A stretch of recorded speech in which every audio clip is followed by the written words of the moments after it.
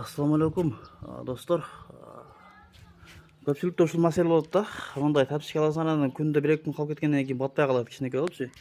Мен дагы тапчыркам ушундай болуп калды мынакей. Күндө калып кетип, өзү ылайык келет болчу. Мындай болуп калды, батпай калды да. Эми ал ушуну кантип чоңойтуштун жолун көргөзөбүз азырчы. Батпай турат. Туугандар, мындай тепшикке кайнак сууну куябыз.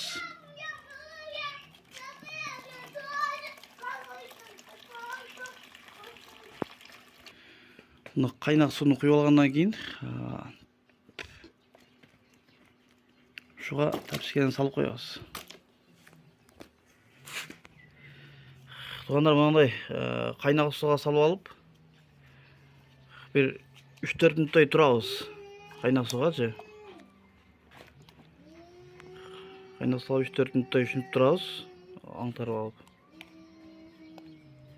Видеону акырына чейин көрүңүздөр. Мынакей туугандар, 3-4 мүнөт ушундай кайнак сууда тургандан кийин кайнак суудан чыгарабыз. Ушу ысыгында путка кийебиз ананчы. Мына ошентип туугандар, кайнак суудан алып алгандан кийин буну сразу кийиш керек. Мынакей. Өзүңөр көрүп тургандай, путка батып турат демиралчы.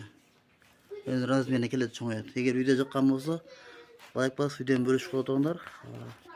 Башкалар дагы көрсүн. Мынакей.